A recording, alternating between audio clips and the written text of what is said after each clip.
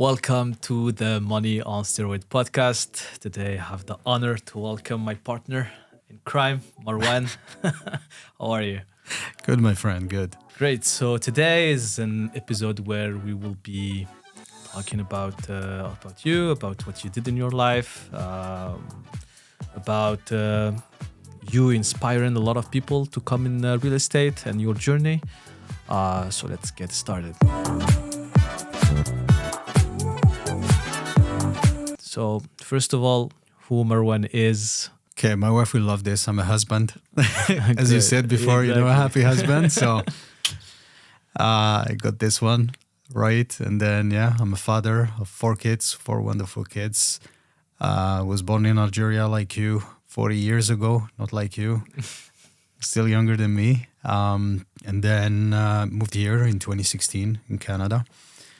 And started my journey. I was just an employee in Algeria, climbing the ladder. I had a good life. And then here, did the same thing, climbed the ladder. And then I had real estate on the side. Nice. What did you do in Algeria? I was in marketing, and then I moved to a sales role. Worked for different multinationals. It was a great life, I would say. A great Nice. career. It was awesome. I liked it. Good. And great weather, great food. Yeah. So why you started thinking about going abroad? Few reasons. I always like to have like 2 steps ahead, like being 2 steps ahead of my life. And I saw that the situation back home and also like the whole region was not positive, like long term. So that's why we decided with my wife to come here. It wasn't an easy decision. She was against it at the beginning. And then we visited. We spent a month in Canada. Then when she visited the school, she's like, "Oh yeah, I wanna live here. I want my kids to enjoy the life here." I mean, it wasn't in winter. You were strategic. Well, she likes winter better than me, so Okay. yeah. So when you say that the country was not heading to the right direction, like what do you Yeah. mean?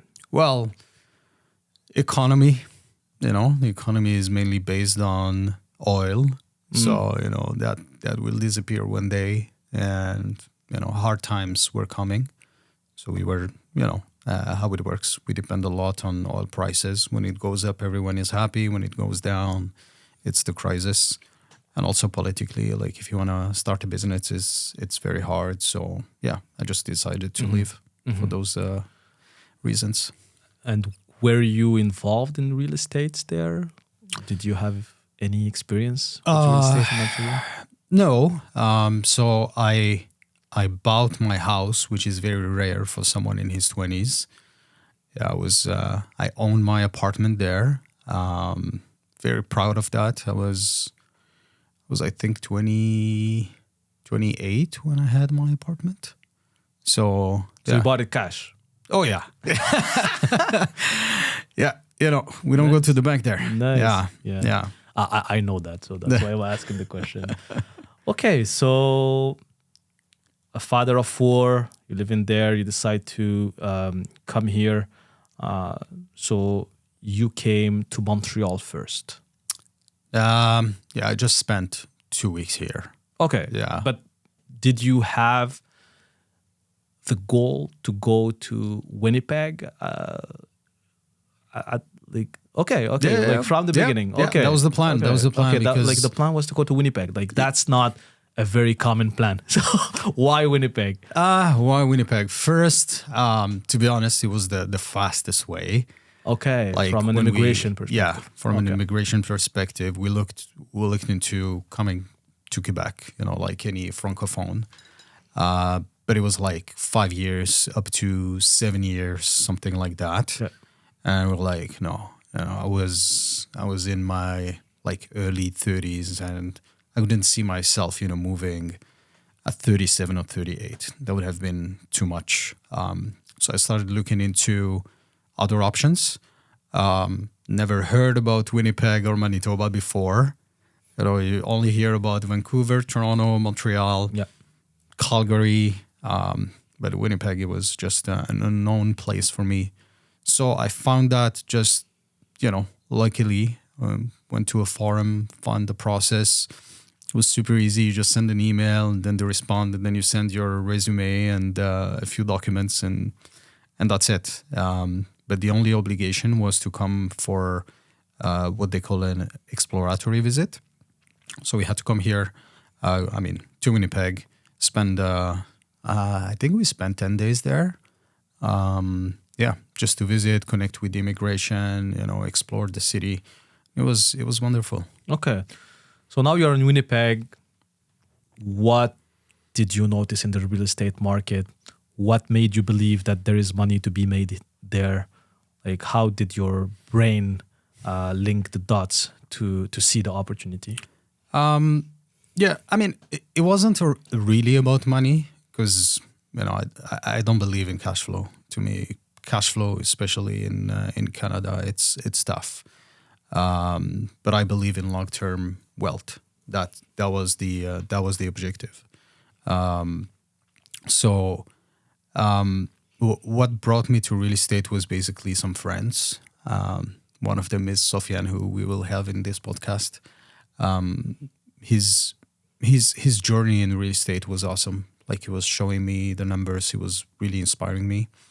And also one of the people that we met in Winnipeg, like one of our friends, she was also investing in real estate with her husband. And I saw the numbers. I'm like, okay, this is a great long-term game. So I got into it slowly, but I would say very quickly compared to others. We know that in real estate, there is a lot of types of investing. As you said, like cash flow is one of them. You go to a place where it doesn't cost much to purchase, and like you want to live from that at some point. Here in Montreal, for example, it's really like just appreciation gain. Some people make it in the flip. Yeah. Like they buy low, they try to renovate, and they sell high. Your way of seeing real estate is a bit different. Can you explain to us what's your strategy in real estate? Yeah, I'll probably go back to the reasons why I started real estate, because you will understand like why I'm doing this.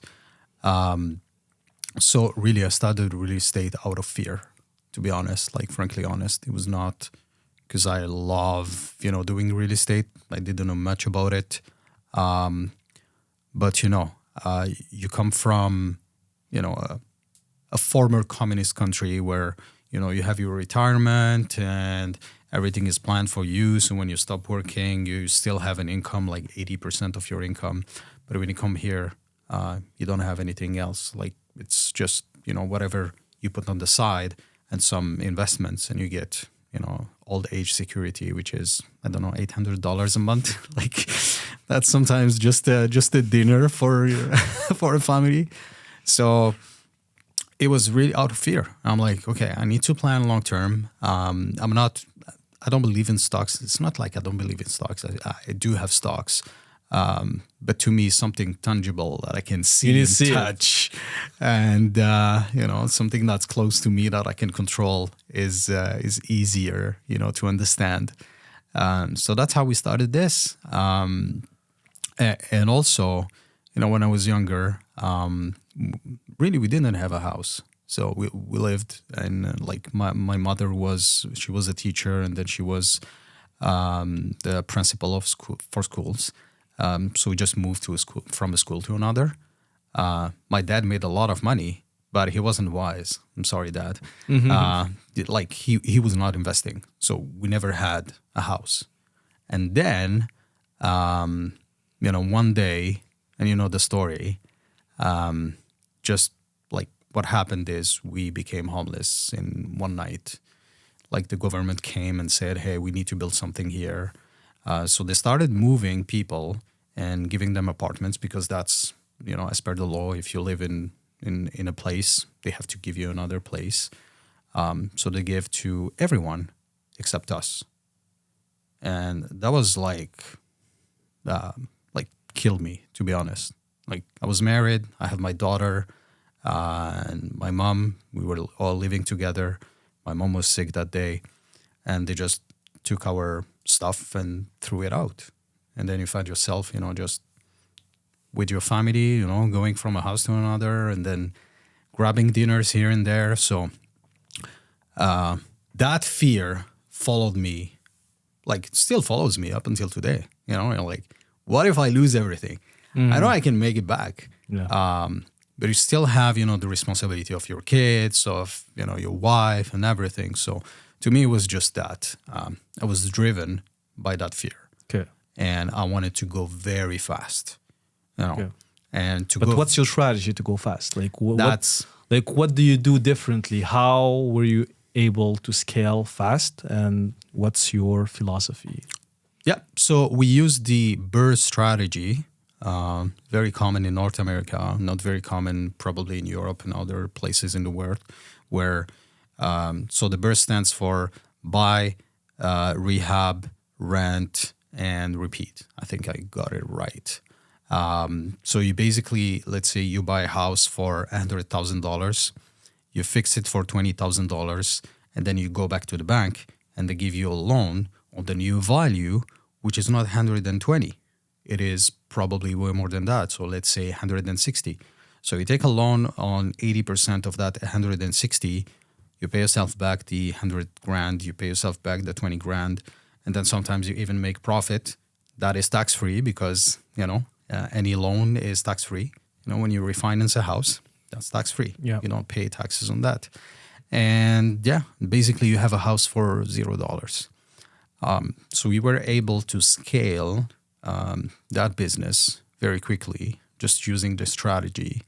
It is definitely becoming harder and harder, but that's basically what we used. And Why it's becoming hard? it's becoming harder because the prices of the homes are increasing, So the more expensive it is, the less cash flow you get. And if the house is not cash flow positive, the banks will not give you, the loan. And because of the interest rates as well, like we were around, 3, like even 2%. I even had like a 1.6% on a few rentals. Now we're talking about 5-6. So with 5-6, it's extremely difficult. And do you think that if the interest rates will go down, it's gonna become easier, or you see the prices going up, so we won't make any money anyway? I'm pretty sure the prices will still go up. There's a big shortage in Canada for homes, like in every single city. We're talking about Montreal, there's a shortage like crazy. I've seen the rents going from, I don't know, $1,200 for a 2-bedroom in Montreal to now, $2,000. And that's in a span of 4 years. Like, we're not talking a decade. So it's going pretty fast because of, immigration has increased. So now they're reviewing the numbers, but it's already here, But don't you think that there is a ceiling at some point? Like, people won't gain twice their salaries overnight. What will bring the prices up if people are not able to take the money out of the bank? Well, just look at the other larger cities. Like, for example, in the US, you go to Seattle, you go to New York, the rents are extremely high, but there's still people renting. So what's going to happen is, obviously, rich people will live in those areas. There's going to be some other strategies like rooming houses, subletting, people renting a room, or people even sharing rooms because that's what they can afford. Families, definitely, like, you don't see a lot of families living in Manhattan. Like, you need to make that kind of money to live there.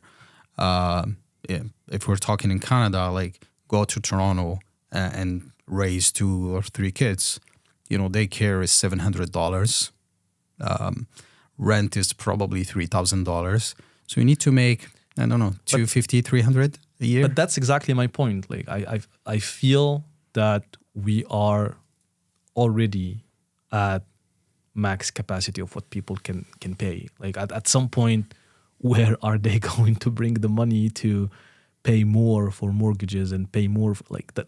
That's what I'm not seeing. Like and I do agree with you. Like I see the shortage. I see that not a lot of houses being built. So the offer is not coming. But also, in the other hand, I'm saying, okay, but I feel that people are already so much in debt and so much in the extreme of what they can pay. So why do you think that prices will just continue go higher? Well, usually we say what goes up will definitely go down, but I've never seen this happening in real estate, like not many times. You don't see prices going down, unfortunately. And with the inflation that we had for the last 4 or 5 years, it's becoming even, harder and harder to keep things down. So what's going to happen is people will be going outside the city, not living in downtowns or like city center. They're going to be in the suburbs. They're going to rent smaller places. You're going to see people living with their parents more and more. And that's already happening. Like the cities are pushing ADUs or secondary suites or bachelors, like you call them here. And you're going to have a small apartment in your parents' basement and you probably get married there and that's going to be your space. Yeah. Is it a good or a bad thing? Europeans will have a different opinion. Like the American dream and the Canadian dream is always driven by home ownership. But if you go to Paris, for example, owning a home is like the top 10%. Yeah. You just don't think about it. Like even my sister, like she moved to Winnipeg and she's like, yeah, they need to build more apartments. You need, to condense people and put them in all together. I agree and I disagree.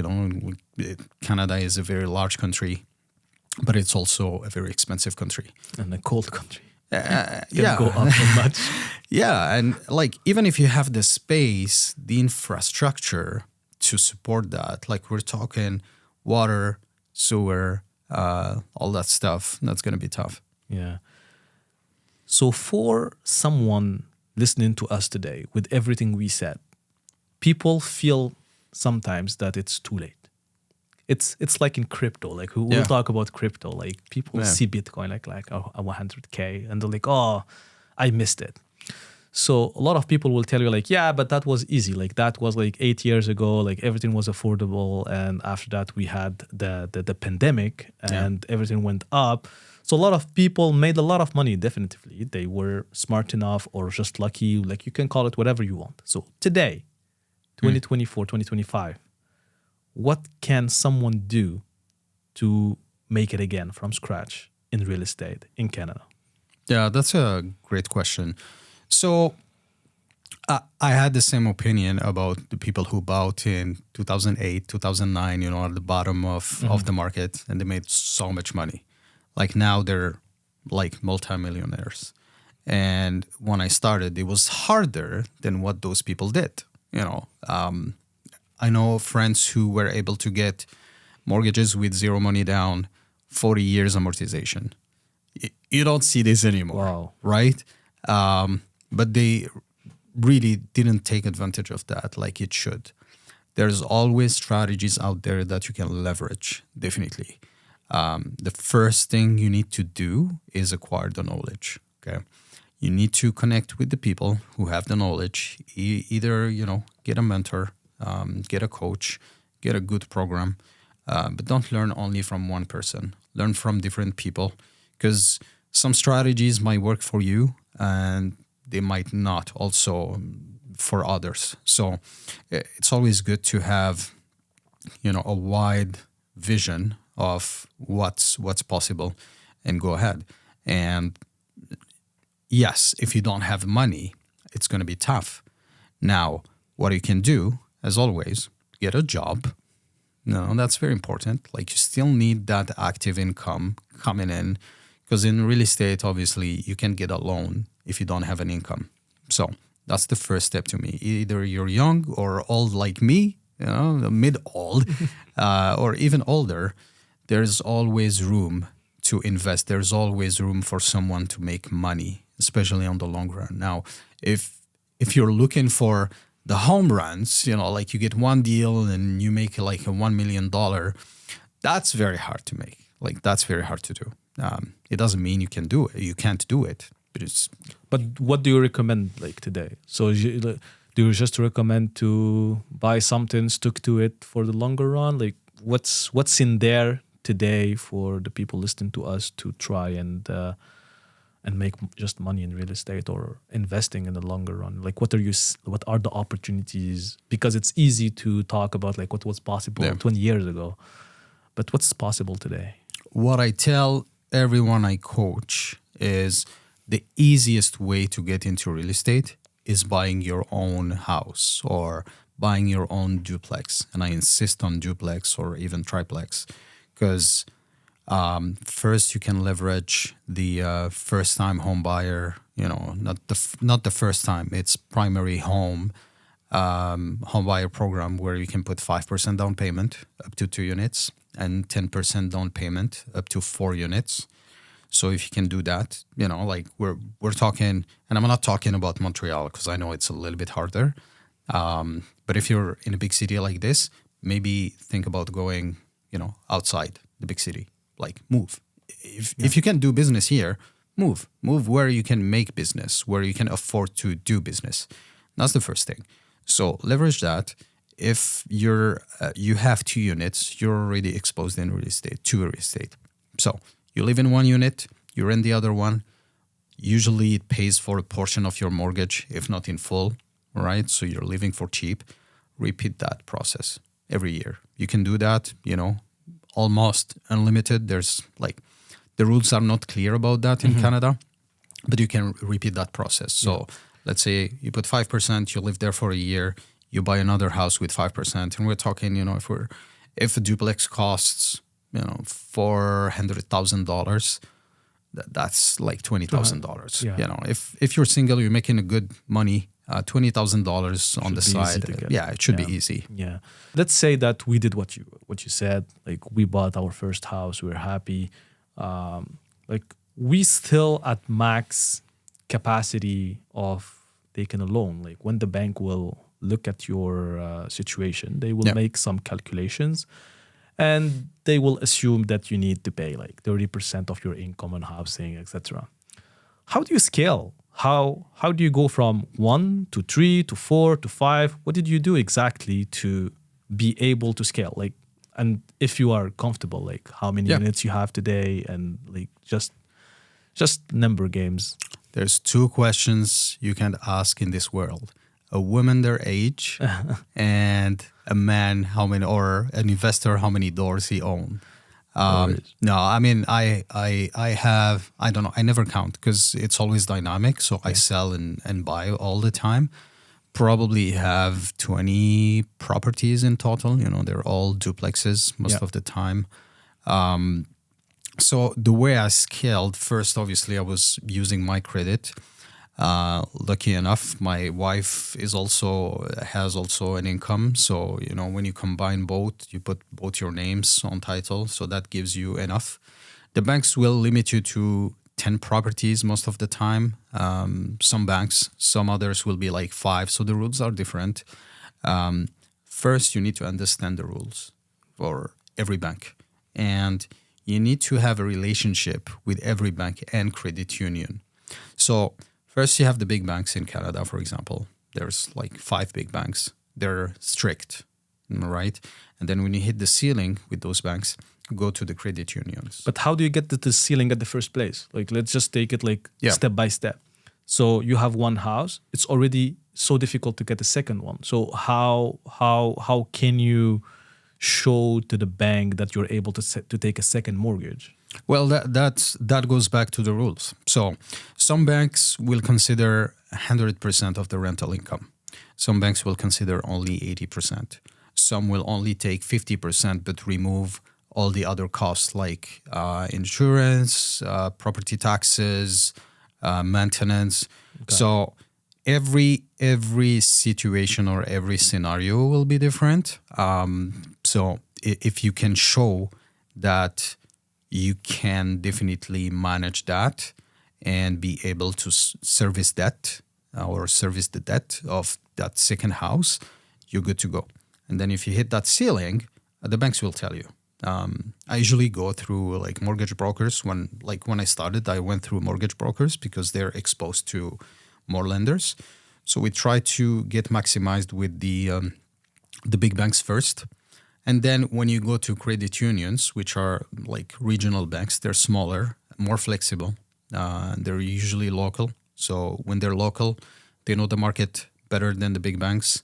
They don't use the stress test. The stress test is basically, for those who don't know what the stress test is, so the banks will not qualify you based on the rate you will be paying, but on a higher rate. So that's the higher rate that the Bank of Canada would impose. Like for now, it's like 3% more than the actual rate. Yeah, I'm not sure about the rule, but I think you have to stress test for like 6% or 7%, something like that. And why they are doing this? It's they want to see if there is like a major crisis. Yeah. Will you be able to still pay your rent? Yeah. Like that. And what that does, it reduces the amount of money you can take from absolutely. The bank. Yeah. So the credit unions, they don't abide by that, or I would say most of them. So you don't stress test. Now, the rules are also different. Like some of them will not give you 80%. They limit you to 75%. What you can do, like if you're flexible and can move, that goes in the right direction for you, because primary homes, you can finance up to 95%. That's what I was saying. And then in rentals, minimum would be 20% down payment. And then when you hit the ceiling with those credit unions, that's where you go into different strategies. One is, and not many people know that, you can use corporations as what we call BRRR trustees. Okay. So, for example, I buy a home under the name of a corp. Okay. Usually it's not based on your income. It's going to be based on your net worth. Okay. Because you built already a portfolio, you have houses, so you have some net worth, you have some equity in those houses. It's basically the value minus the debts. Okay. So let's say you have an equity of $1 million. The bank would like to secure the debt of that new house that you're buying under the corporation through your net worth. That means if anything happens, they're going to come and take your houses and sell them to cover the debt. Okay. So you have to sign some paperwork for that. And the one of the credit unions I work with, they give you a residential mortgage for those properties, so you're not going commercial. Commercial, yeah. Yeah, commercial is complicated. Depends. Again, commercial is usually 75% minimum loan to value. Residential is 80%. So to me, the 80% is very important, and the rates are higher in commercial. So you can get a residential mortgage under the name of that house or of that corporation. But then you have a document, that's your BRRR trust agreement, that states that this corporation is or owns the title for this house, but the beneficial owner is you. Okay. So in terms of taxes, the corporation will be paying zero. And why we do that? Because corporations are taxed at the highest tax bracket, which is 53 or 52%. Yeah, something like that. So we don't want to pay that. I still want to have that income, rental income, going into my personal name, so then I can, mix it with my income and reduce my taxes and blah, blah, blah. So that's one of the first things you can do. Second thing is find partners. Like that's basically how I scaled a lot. Find partners who either have the money or have the credit or have both. Okay. So the first thing I did when I couldn't scale, I found partners that had the credit.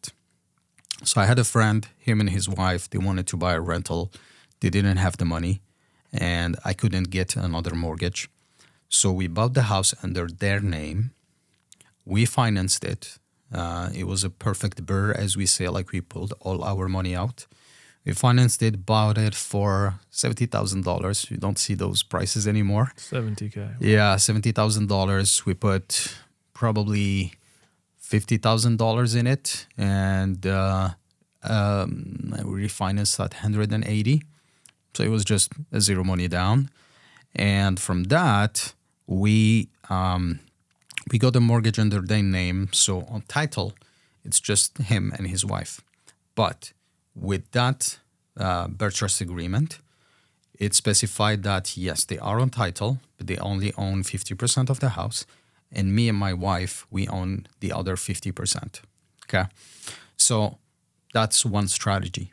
We use their credit. We use their capacity to get a loan to buy that house. And now we own it 50%. They own it 50%. Yes, we had to let go 50% of the ownership. But at the end of the day, I still have a vacant spot in my credit now to buy other houses. Great. Or you get partners who have the money. Okay. And that means you can either buy under corporations, and that's the exact process I told you about. So they come with you under the corporation, or you buy under their name, or you buy under your both names. Like there's so many, versions that you can use. Speaking about myself, so I met my main partner, like he's a doctor. Never met him before. Met him on Kijiji. I had an ad looking for someone to sell with the seller financing. And he contacted me and he's like, yeah, you know what? I have some money, but I'm a doctor. I don't have the time. I need someone who I can trust. So started investing with him. We bought the first property under his medical corporation, actually. So I was managing everything. He put the money, we refinanced. He saw that, we were people that you can trust. We were trustworthy. And all the numbers we showed him were legit. And then he was like, okay, let's do more. And we started doing more. And now I think we own 6 or 7 duplexes together. And we also own 4 lots, like close to a lake, like Falcon Lake in Manitoba. Like it's one of the best places there. We're going to build cottages there. We were just waiting for the interest rates to go down, but he's going to finance that. And his question was like, should we build cash or should we, get a loan? I'm like, yeah, cash is nice. Cash is nice, but we're talking about $1 million, Amazing. And now we're working on a larger project. It's a 32-unit new build. And he's just bringing his friends now, like doctors. So we're going to be all partners under one corporation. We have partners on the other side who will be building the apartment block, and we will be financing. We're talking about raising $1.3 million, and they're going to get all their money back within a year and a half. So you get all your money back. You are 50% owner. You get cash flow. And when you refinance as well, like at the end of the build, I think we have like $500,000 in profit, tax-free, that we can get back. So that's the kind of projects that we're doing. So Nice. I would say, so to summarize, there's many, many ways where you can scale, but raising money is the number one skill that you need to learn. So today you're always open for partners, right? I'm always open for partners. I'm less involved into like the active side. So I'm just managing whatever we have. And now I focus more on like, hey, let's go raise money for those larger projects, and I get equity. So to me, it takes me, half a day to raise $1 million, and I can take ownership in like a building, even if I have only 10%. If That's a a free building 10%. yeah. 10% is like on that building is worth like $10 million. So that's going to be just $1 million for me with a lot of equity and something that I will not be managing, something where I have people I trust who will be involved. So that's now I'm just leveraging that skill because I just don't have the time. We have this podcast, we have our business. So yeah. Cool. Nice. Do you believe in, because I see a lot of people taking rents and after that subleasing, like for example, our friend Jamie. Yeah. So why don't you do that yourself, like alone, and do short-term rentals? Great question. So depends on what your end game is. Okay. I don't need to generate income. To me, that strategy is good to generate income. And it's also intense in terms of management. Like you have to manage the people, you have to manage, those places, and there's a risk because you don't own it, right? But you own it. Like you have houses. Like like subleasing what I own. Yeah. Like instead of having a long-term rent for let's say 1,600, why don't you put it into shorter term and get 3,000? So the easy answer is the bylaws. Okay, so the regulations, for example, where I live, if you rent by the room, it's considered a rooming house, and the rooming house has different conditions, and you are in the human business, and I don't like dealing with that because in the human business there's always issues. Just now, like I have roommates, and when they fight, they send you messages and they're like, okay, I'm leaving. I'm like, no, it's not like you're leaving, guys. Like you have a lease all together. If one leaves, you all leave. Why? Like imagine you have a contract, let's say for $2,000, everyone is paying his share. And if he's leaving, well, then you have a hole to fill. I don't want to manage that because I don't know if these people are going to, like each other. And that's something I don't want to manage. It's hectic. Like I know the laws in Dubai are very different, right? Like the laws are usually on your side, which is not the case in Canada. Like the government just like, they will protect the tenants more than the owners. The owners. I understand the why behind this, but it goes too far in my opinion. Like if someone doesn't pay your rent, no one cares. It takes months. But if someone goes and steals, a Kit Kat from a store, he's gonna go to jail. Mm-hmm. So to me, there's still robbing, but not the same. Yeah, unfortunately, because you're just managing the government's issues, which is, providing housing for people. And the ones who take the risk are the long-term investors. So going back to the reasons, so rooming houses, different rules, like fire, like safety, loans. Banks will not give you loans on the rooming houses. Like they have to cash flow like crazy, and usually you have to go through a private lender. Yeah, if you have more than 2 non-related people living under the same roof, it's really a different rule. Okay. So I don't want to get into that. The value of your house will decrease. Okay. Like if you want to sell it as a rooming house. But how about Airbnb? Not like shared housing or something like that. Like how about Airbnb? Like pure Airbnb, clean, like a hotel. Like yeah, we're doing it. We're doing it, but I'm not managing it. Okay. So like my builder, the guy who built our duplexes, he reached out to me and said, hey, you know what? We started an Airbnb arbitrage business. we want to rent those places from you, pay you 15% over market, and rent them on Airbnb. Okay. And I agreed with that.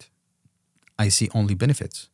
Like the main benefit is first, I don't have to deal with tenants. Not that like I don't like dealing with tenants, like I love dealing with tenants.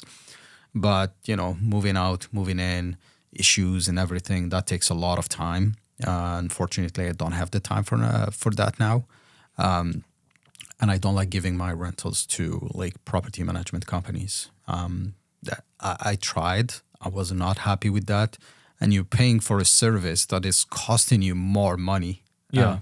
So I do it myself. And the state of the property too. Like it's always clean, because if they don't clean it, they will get bad reviews. So like you're just aligned on making this clean. Yeah, and they take care of the maintenance. That's, a cost that is not on me anymore. Yeah. Like if there's any, scratches on the walls or anything, they have to fix it. If like a tap is broken, they have to fix it. So to me, it's a win-win. Like obviously they're making a lot of money with that, but I'm fine with it because, to me, time is more important. So I don't want to manage Airbnbs. I'm fine having Airbnbs in my places and having someone else managing them. Okay, so we talked about Canada, and these days we are exploring the world. The world is a very large place. And we've been to Dubai 2 months ago, and we saw tremendous potential. Mm-hmm. Tell us, what did you see there? Why you think to internationalize your investment is a wise decision? Yeah. So Dubai is a wild place when it comes to real estate. There's definitely a lot of opportunities. As I said, probably the biggest advantage is that the law is on your side. And that it doesn't mean you're taking advantage of people. No, I think there's definitely a balance there between everyone's rights and the opportunity that we've seen with, subleasing, for example. You can do that in a country like that because there's the cash flow. You don't know about future appreciation. I'm still not convinced about Dubai, as, invest and let it go there. Like, still need to convince myself. But in terms of having cash flow there's definitely, room for everyone to be there. An average apartment is cash flowing 9% in Dubai. Yeah. So I usually don't look only at the cash flow. That's I think why people fail in real estate, because they only look at, I'm getting only 5%, I'm getting only 2%. But hey, you have to factor the mortgage pay down and you have to factor the appreciation. But Dubai is not the market for mortgages. Like that's the gap. Like if we talk about raising money, as you said, I think that the opportunity is there. Like Dubai is not for cheap people. Like people come there. I went to an event at Damak. I went to Dubai not first time, but like as someone who wants to do business there in 2022. And I came to an event called Damak Lagoons. It was the launch of the year there. It was like the concept was already amazing, like futuristic. Yeah. You live in a hotel all year long with your villa in front of the lagoon. Like that's the concept. I was like, okay, cool. I went there. I saw the prices. It was like 1 million dirham, 1.2 million dirhams for a villa. And I was like, okay, but it's not really well located, etc. I was doing my Canadian guy, And in the same time, I saw guys coming from like the Nissan Patrols, like those white car. Yeah. Okay, give me 3 villas, give me 4 villas. I was like just amazed. Like they didn't need to know what was the size, where it was, nothing. It's like buying chips in the store. And I came back 2 years after just to see what happened with that project. That $1.2 million dirhams villa was 2.5. Yeah. So it doubled in price. So there is room to appreciation, but you can't go to the bank to finance those villas that are desert today. Yeah. You can't just convince them like, yeah, this project is going to pop. It's really for people having cash, and cash is king there. Yeah. So going back to like appreciation and they sure doubled in prices, but I also want to understand, the macros, like what happened for everything to be more expensive there. Like it boomed. Russians? Yes. So that's one of the reasons. So many Russians moved to Dubai and put a lot of money there. The situation in the Middle East, you got a lot of Lebanese moving there. You got a lot of, other nationalities all around, the Middle East because of the political situation moving to Dubai. You got the influencers hype. So many are moving to Dubai, and even though like most of them are not making money, they just show that they're making money. But you have that hype around Dubai that is good, probably for a moment. I think Dubai is maturing a lot. In 10 years, it's going to be like a way stronger country than today. Yeah, definitely. But you have to invest wisely. Like you're talking about houses. I think houses are the future in Dubai. Like you don't see a lot of houses now available. Homes. Single homes for a reasonable price. Yeah. Condos, there's a lot of buildings going at the same time. Now, if you look at the numbers, they show that there will be a shortage still. But is Dubai still opening the doors for everyone? The more Dubai matures, the less people will be allowed to get in. It's getting tougher and tougher. So we'll see. But leveraging Dubai with strategies like, subleasing, to me, that's the best way because you're not exposed to the risk. If the value suddenly drops by 50%, you don't care. Just have a lease, Yeah. And if people are losing their jobs or, if life is getting tougher, well, you're there because you're supplying affordable housing. Yes. So to me, that's the But the way. subleasing is not only on the there is some people subleasing too in the ultra luxury market. Yeah. Like the concept of just leasing and then putting it into short-term rentals is the hack. Yeah. So how do you see? Okay, let me ask it differently. What opportunity you see today if you are able to leverage that like investors' money? Yeah. What can you offer them? Let's say today I have 100K. I don't know what to do with it. I'm looking into the market in Canada. I'm like, not convinced.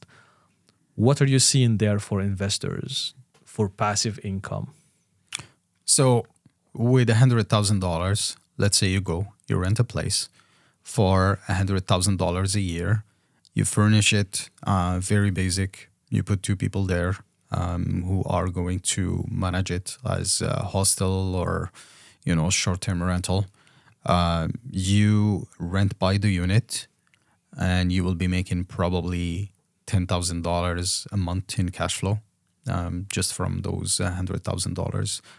I don't think you can see this in North America right now. No.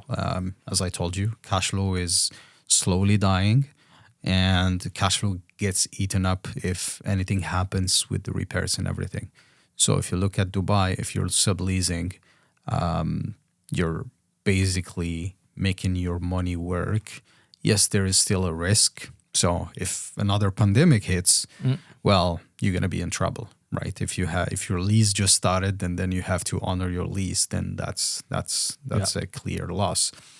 But what are the chances to have another pandemic? I would say pretty low. So yeah, and every business has risks. Of course. So Of course. Okay, so will you offer that soon? Do you see yourself offering that to your partners and investors? Yes. Okay. Once you move there. Cool. Once you move there, yeah. Like you still need to have a foot on the ground. I'll probably go back again beginning of next year. Great. Then I already started planning for that. Okay. But once I have more visibility, I'll definitely put it out there. Okay, great. So I think we are at time. Let's ask already. Yes. So let's ask our classical question: the steroid shots. So, knowing what you know today about like all markets and what happened in the pandemic, etc., will you still invest in Winnipeg and do what you did, or would you do something a little bit different, another place, another strategy? What, like knowing what happened now? Knowing what happened, to be frankly honest, I would take 100% of my cash that was available and I would put it on Bitcoin. No real estate. Bitcoin, Dogecoin, Shiba, all that stuff.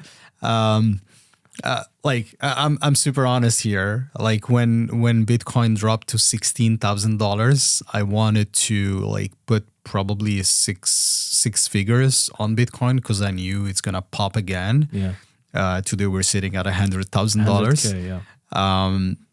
But unfortunately at that time the interest rates started, skyrocketing. Yeah. So I had to keep the liquidity, and I'm happy I did that.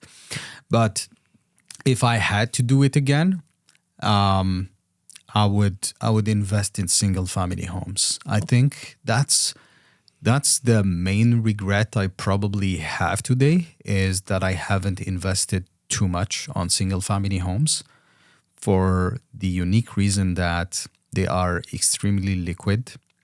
They appreciate way faster than any other asset in real estate. So if you're talking about duplexes, triplexes, and like buildings and whatever, single family homes will sell pretty quickly.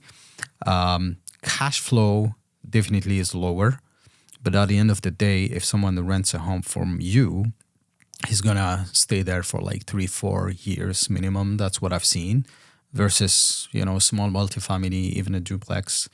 And the appreciation is way, way, way higher because there's basically more buyers. Every single buyer in the market is looking for a single family home. They're not looking for duplexes. So your offer is there and they're gonna fight for it. So that's great advice. I do have a single family house for rental, so I'm happy. Good for you. Thank you.